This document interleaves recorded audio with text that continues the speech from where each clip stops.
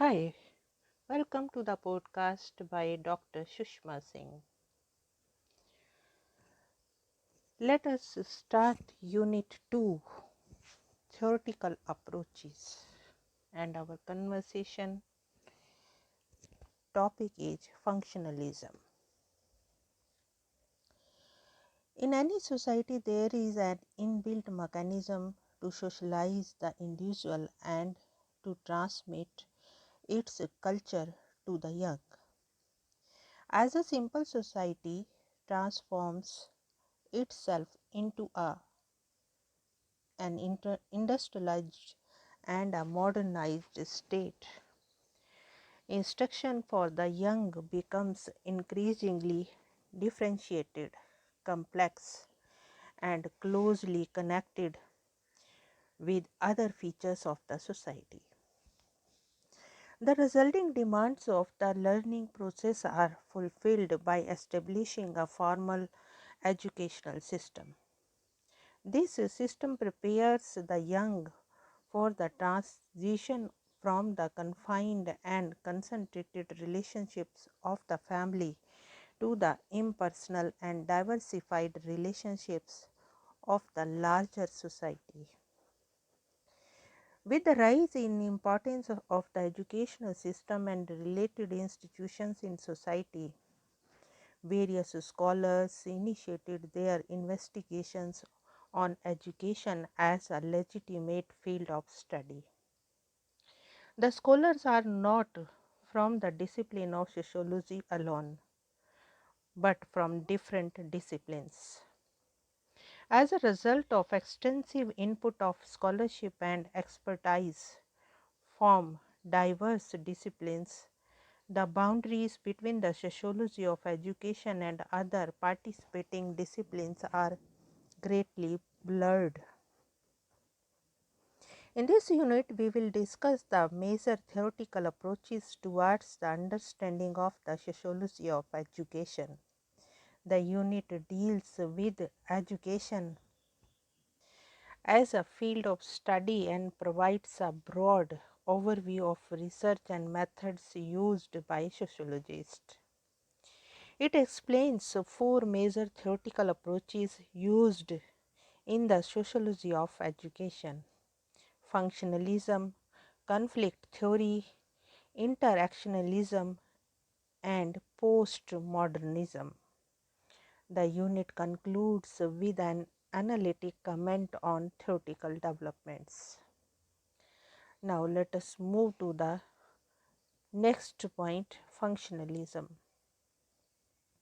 Functionalism treats society as a self regulating system of interrelated elements with structured social relationships and observed regularities.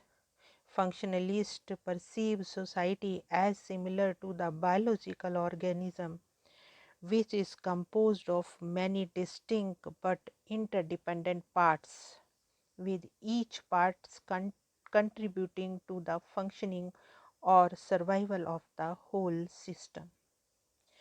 All the parts are not only interdependent but also coordinated and complementary to each other. A change in one part is believed to affect other parts. The malfunctioning of one part is dealt with by other parts in a coordinated way so as to maintain the equilibrium of the whole system.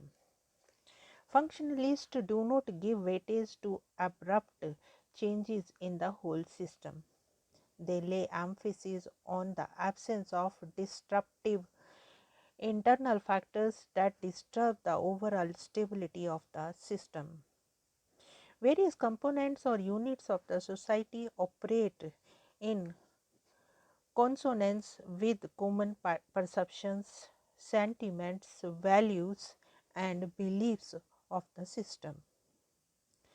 This agreement or consensus is achieved through the socialization of individuals by guided principles of the society in simple or folk societies. The family is the primary agent of socialization. In modern or industrialized societies, socialization is often mediated by the educational institutions apart from families. Against this basic understanding, we will explore the approaches of two functionalists, Durkheim and Parsons. According to Durkheim, the major function of education is to transmit society's norms and values. The survival of society or collective life is possible only with a sufficient degree of homogeneity among various members of the society. Homogeneity among members is reached by adhering to rules and regulations laid down by the society. Education preserves the reinforces these homogenizing principles of society in a child from the beginning. Durkheim writes, education is the influence exercised by the adult generation on those that are not yet ready for social life. Its object is to arouse and to develop in the child a certain number of physical, intellectual, and moral states which are demanded by him by both political society as well as a whole and the social milieu for which he is specifically destined. He highlights the role played by the education in instituting social being in the individual being. The individual being is made up of mental states that apply only to himself or herself and to the events in his or her personal life. The social being embodies a system of ideas, sentiments, and practices of the group of which he or she is a part. The process of socialization of a newborn differentiates human beings from animals. In his own words, of what an animal has been able to learn in the course of his individual existence, almost nothing can survive him. By contrast, the results of human experience are preserved almost entirely and in detail. Thanks to the books, sculptures, tools, instruments of every kind that are transmitted from generation to generation, oral tradition, etc. The role of the educational system becomes important in complex societies in which families or other primary groups are not fully equipped to prepare the young for adulthood in a way that is expected by the larger society. School operates as a model of micro-social system in which a child learns to cooperate with other children who are not part of their primary group.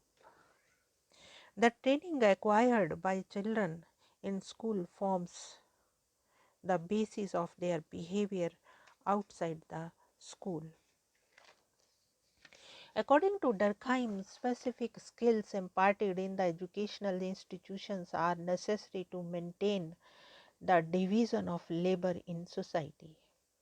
As society shifts from simple to complex form, there is a corresponding increase in the complexity of division of labor and the emergence of more specialized occupations.